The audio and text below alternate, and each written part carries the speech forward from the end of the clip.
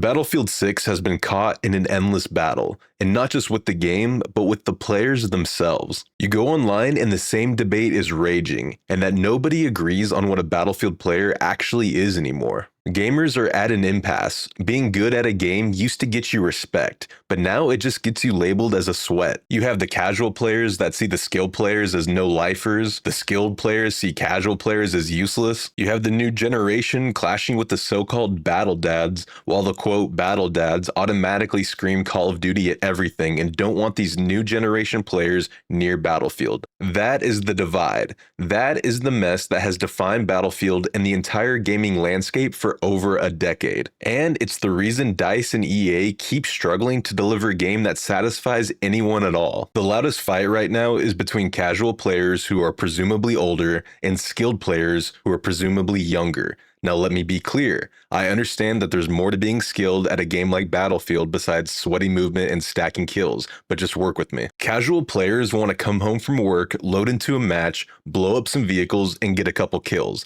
They want to have fun without feeling punished. When they run into players dropping 70 kills while sliding around every corner, they don't see talent, they see someone sweaty ruining their time. And the skilled players see the exact opposite.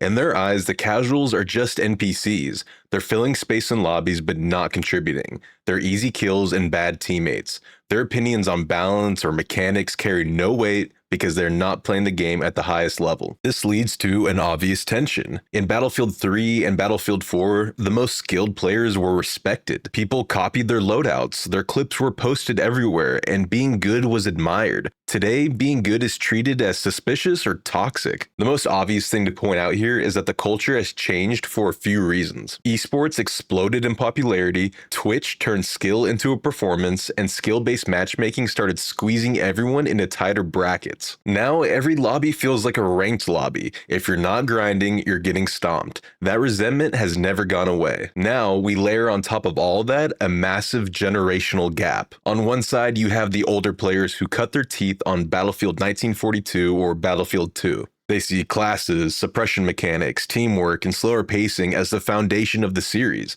Squad play is sacred to them. These are the kind of players that might care about the role-playing aspect of being in a war more than anything else, which is fine. But now they're clashing with the younger players who started on Battlefield 3 or 4, or maybe even younger with 2042.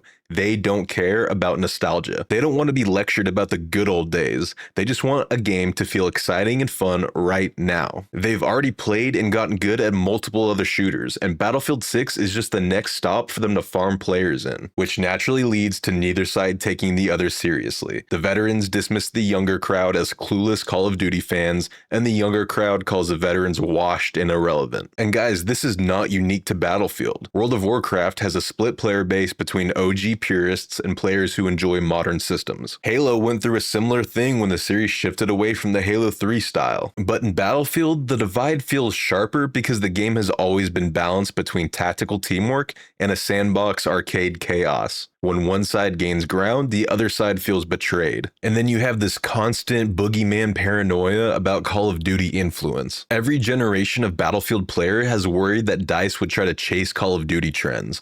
Faster time to kill, slide cancels, specialists, even the Battle Royale mode. And sometimes those fears were completely justified, and sometimes the fear was completely overblown. Players need to understand that if Battlefield wants to survive in the future, it has to appeal to more than just older millennials that are no longer a primary driver of video game sales. But at the same time, it can't completely alienate the player base that's been loyal for so long. The truth is, Battlefield has always borrowed from other shooters. Battlefield 3 clearly took cues from Modern Warfare's pacing. Battlefield 1 leaned heavily into cinematic presentation because immersive shooters were trending at the time. The influence has always been there. The real issue is whether those changes fit the Battlefield sandbox or they feel like shallow trend chasing like 2042 did. And I think this is the challenge EA is facing. How do you design a Battlefield game for audiences that want completely different things? Some players want a game that feels fun without being punishing. Some players want depth and mastery.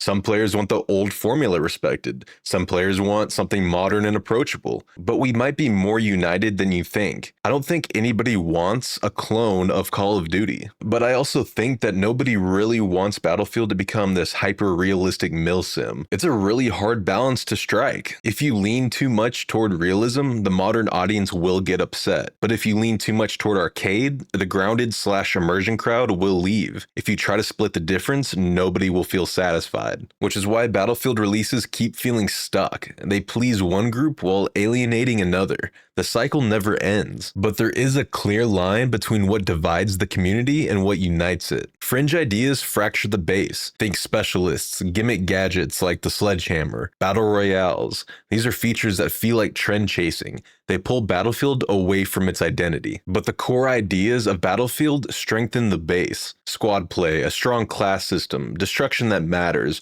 combined arms gameplay, maps that let infantry, vehicles, and aircraft all play a role. These features work for every kind of player. They don't cater to just one camp. They simply give Battlefield its identity, a combined arms, sandbox, arcade shooter. When DICE builds around those core systems, the community can argue about pacing and balance, but everyone still feels like they're playing the same game. But when they lean into fringe systems, the game itself feels alien and the infighting gets way worse. So what is a Battlefield player? Is it the tactical fan who values teamwork and a slower pace? Or is it the chaos player who wants wild moments and non-stop action? Maybe it's the veteran who remembers Battlefield 2. Or maybe it's the newcomer who only knows 2042. Is it the guy snorting Adderall, sliding around the map, getting 100 kills? Or that engineer just trying to blow tanks up? The truth is, it's always been all of the above. That's why the franchise feels so fractured. It's the reason no one can agree on anything, and that's the reason why DICE struggles so much to find the right direction. The problem isn't movement or map design alone. The problem is that the community itself does not agree on what Battlefield is or isn't supposed to be. And the answer isn't to erase those divides. It's not to declare one camp correct and the others wrong. The answer is to make a sandbox wide enough for all of them. Battlefield shines the brightest when it's grounded but not clunky, when the gunplay feels believable but not oppressive, when the vehicles are powerful but not unstoppable, and when squad play matters but solo players can still have fun. Battlefield is at its best when it embraces contradiction, when it lets all of these identities collide on the same map, when everyone, from the casual to the sweat to the battle dad,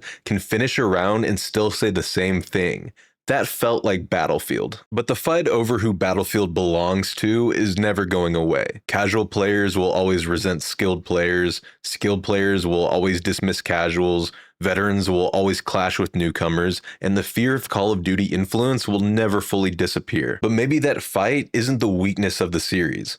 Maybe it's the strength, because when DICE manages to strike balance, when it finds that middle ground, that's when Battlefield stops feeling like a fractured identity and starts feeling amazing again. Maybe that's when everyone remembers why they fell in love with Battlefield in the first place, and hopefully, Battlefield 6 gives us all that love again.